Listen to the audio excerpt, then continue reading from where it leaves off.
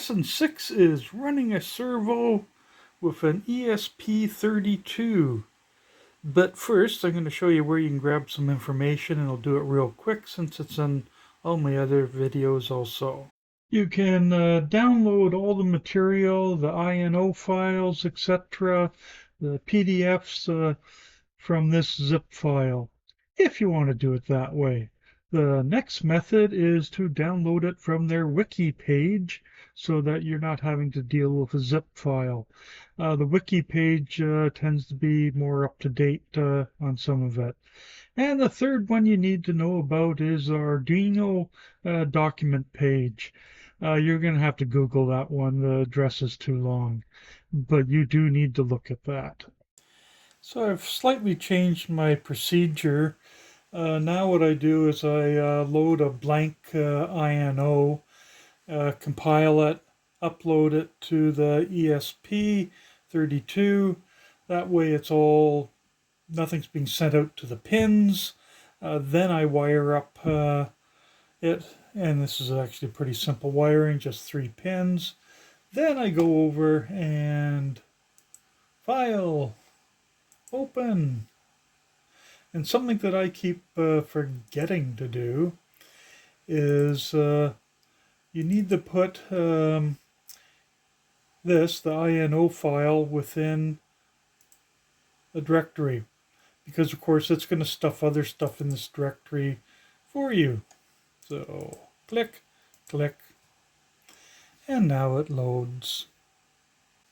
There, it's loaded. Close that one off, expand it out. In their instructions, they're using an ESP32 servo .h. The other script on the zip shows a servo.h. So I would recommend you use the one on Wiki, because the other one actually has a different processor. So, library.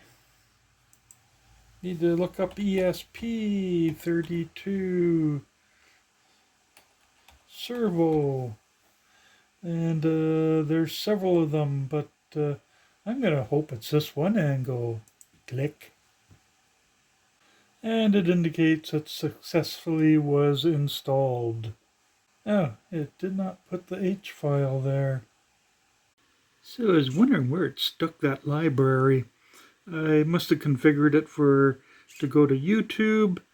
I've got a ESP32 directory and one called Libraries, and that's where it went and stuck it. Luckily it remembered where it put it, because I didn't know. Oh well. In the IDE, under File, Preferences, and that's where the sketchbook location I had set it. So it stuffs the libraries in there also. I wasn't happy with the code because it just moved it around way too quickly. So if you got it in the inverted position, that way, a second,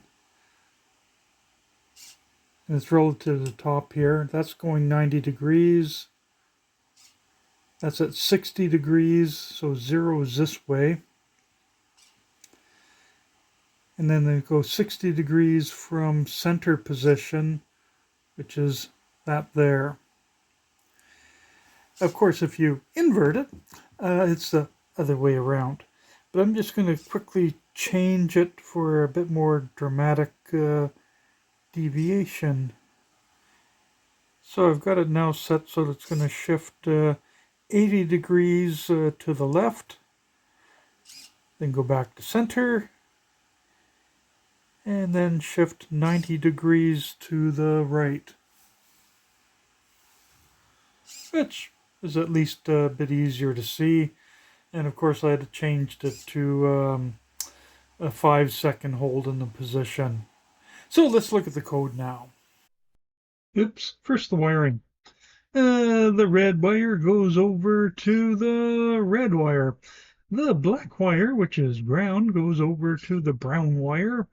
And the orange wire, which is going to GPIO 18, goes over to the Orange wire.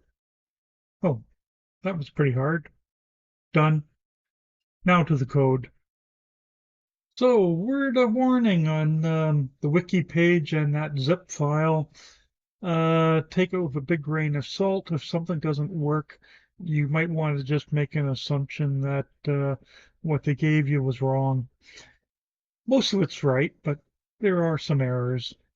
So if you use the one off the web page, you're using the ESP32 servo.h file. And one of the commands, they use a thing called class so that you can just attach everything to a certain name and make it easy for looking at the program. So servo is assigning my servo as the object, take class. I've forgotten a lot about C++, but that's the part that goes on the front. So down here on setup, you have your my servo dot attach 18, and then your, of course, your semicolon. The 18 stands for GPIO 18. Then my servo right is going to be the degrees. There is another alternative way of doing it called my servo period right microseconds. And then this number is in microseconds. Yeah. Okay, so you get down to here, you get to the loop. You're writing off 90 so that it goes to the center position. Then we delay 5,000. Then we go to 10 degrees to the, well, 10-degree position, and that's on the left. So we moved 80 degrees from the center. Delayed. Then back to center. And then we moved over to the 180-degree mark, far to the right there. Now, there's an error on the wiki page there, at least relative to this servo.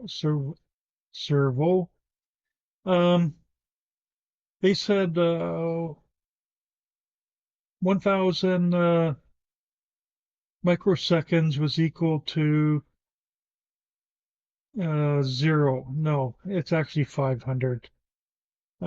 This part is right. At 1,500, it's 90 degrees. They've got it as 2,000 is equal to 180. No, it's actually 2,500 is equal to 180. So there's different ways of entering it. I'm not sure why you want to do it one way or the other. Maybe it's just the precision. But here's that ESP32 servo.h. You can take a look at it and try to figure it out. It actually came, if you go to where the library is, with source examples. They've got a lot more information in there for doing different setups. But here we go into here. They show a default 0 to 180 degrees. Not using this one for 360. Recommended pins. If you enter in invalid numbers, it just defaults it to the limits. And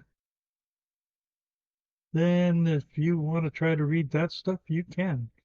But right here, minimum pulse 500, maximum 2,500, and that's what would go in there if you're doing the right microseconds one. And then you've got more information. Now, if you use the servo.h, they got a bit more information in there. Defines the classes.